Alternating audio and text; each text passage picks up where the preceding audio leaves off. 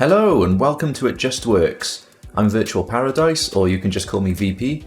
In this video I'm going to be showing you how to overclock your graphics card for crypto mining to achieve the greatest and most efficient hash rate.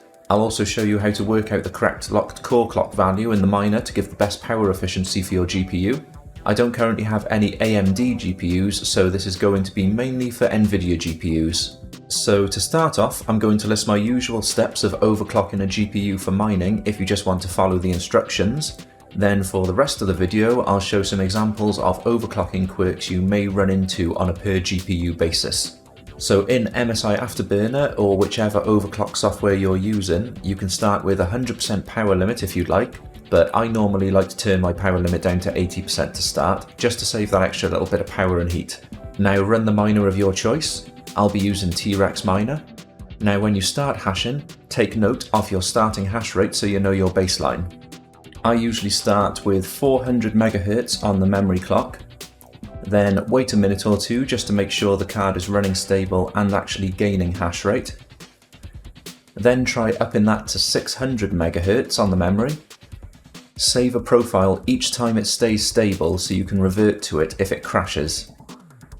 And then same again, just watch for stability and if the hash rate is rising, and then keep increasing the memory clock by about 100 MHz at a time until the card either crashes or starts losing hash rate in the miner.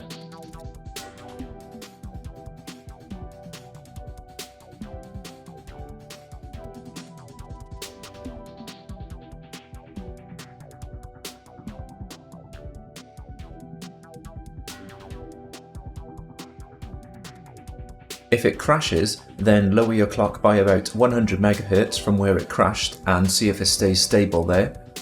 If not, then lower it a little more.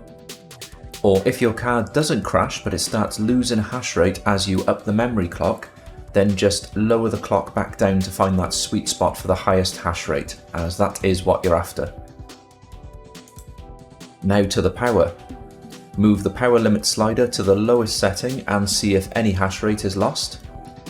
Many cards won't lose any hash rate, which is obviously the best case scenario, but some cards may lose a lot of hash rate below a certain power limit, so find the lowest power setting while still maintaining the highest hash rate that you can. Now restart the miner and make sure the DAG file is generated without errors. In T-Rex miner, an error is indicated by a red exclamation point when the DAG is generated. And it usually just means that the overclock is too high on the card, so you just need to bring the clock down a little bit. When all this is running stable, then the next step is setting a locked core clock in the miner. This will usually save more power, up to about 25% in some cases, and sometimes you can even gain a little extra hash rate. Only the 20 series cards and later support the locked core clock feature. And your aim is to find the core value that will give you the most power saving whilst keeping a high hash rate. Now with the 20 series, I usually start at 1000 on the core clock and work up from there. The sweet spot for 20 series is usually between 1000 and 1250. 16 series, I usually start from around 800 and work up from there. And the sweet spot for 16 series is usually between around 800 and 1100. And I don't have any 30 series yet, but I imagine the values would be around the same or a bit higher than the 20 series on average. So those are basically the steps that I use to tune my overclocks for mining. Now I'll overclock some of my cards to show you a few behavioural quirks that you might run into. Alright, so to start, I'm basically going to isolate one of my 2060 Supers on here, which is going to be device 1, because that one I know can only go up to a certain clock, so we'll see what that one does after the clock that I usually reach. And I've also got 0 locked core clock on for now, so let's set these back to default values. Right, let's bump it up to 1100. Which I know is the clock that I actually found for this card before, which is saved on profile 1, so I'm going to bump it higher and see what actually happens to this card, whether it crashes or whether it loses hash rates when you go higher. Well, I only had this card clocked to 1100 before, so I don't know why. unless it was one of these cards that crashes after a few hours, because I have got a few cards like that as well, that they seem stable for like an hour or two and then they'll crash within sort of 3 to 6 hours after they start mining. So then when you do reach those limits where a GPU is crashing within a day or straight away, you normally just need to bring the clock down by 50 to 100 megahertz. I'd say 100 megahertz normally to be safe. Okay, let's go for the full 1500, that's the maximum afterburner can do. See if it crashes out. The trouble if a card does seem stable when it's at the maximum plus 1500 megahertz on the memory clock is that because you can't take it any higher, you can't really find its stable limit to then pull it down by 100 megahertz. So it might be stable at 1500 for a while, but you might get a crash. I've got a couple of cards which are still on the full memory clock amount after months and months and months, and they've been absolutely fine. But still, it's just about periodically checking your cards, keeping an eye on them. It's really weird. We're seeming good, and now we've stabilised at 46.36 mega hash. Well, that's seeming pretty stable to me, so now let's bring this power down by setting the locked core clock in T-Rex. Oh, you see we're getting an exclamation mark there. That means that there's been an error in the DAG generation. So when there's an error in the DAG generation, that's normally because overclocks are too high. So I'm going to turn down the overclock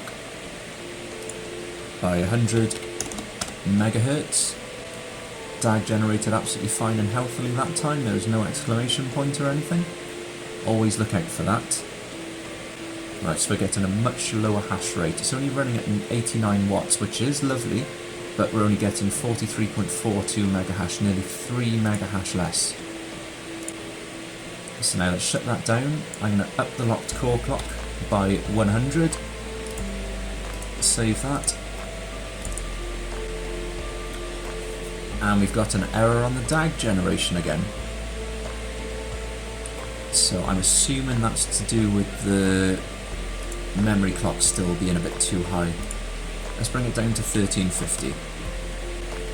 If you are getting DAG generation issues, it's probably better to take the locked core clock off first and then run it to make sure that you're not getting any DAG generation issues, and then see what your mega hash is and then start setting the locked core clock.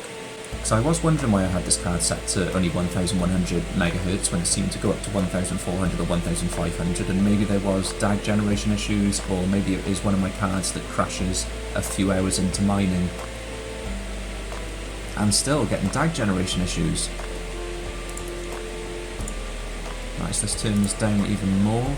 It's also coming up with the error where it can't find the ID, which is never a nice one to see in T-Rex. Right, let's give this a go.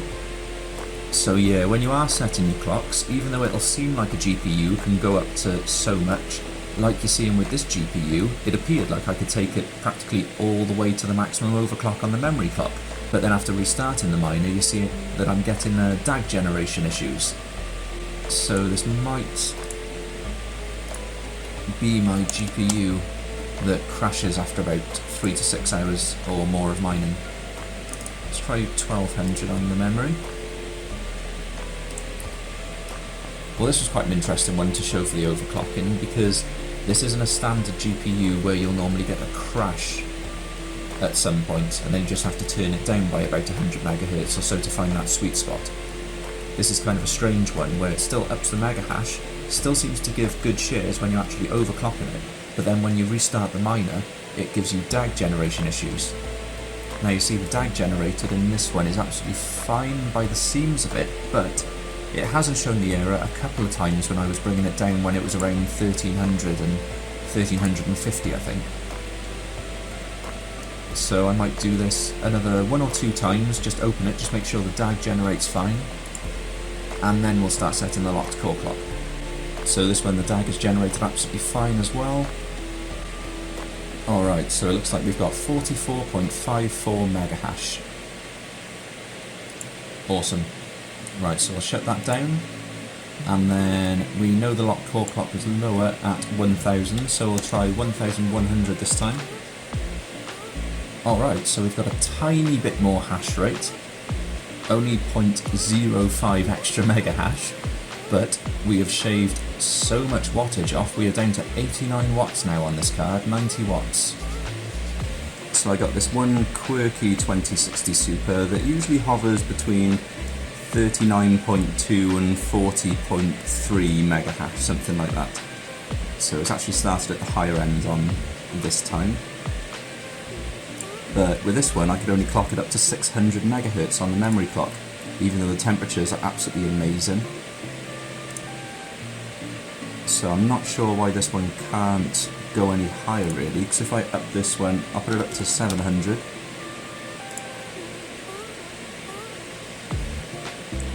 And watch the top card and you'll see as I up the clock it will start losing mega hash.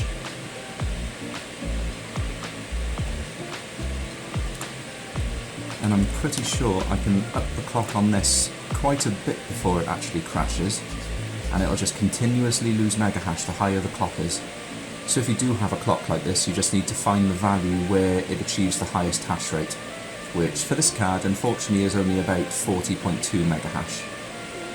Now if you have a 1660 Super, you're probably best using this program called GPU-Z, just to check what your memory is first.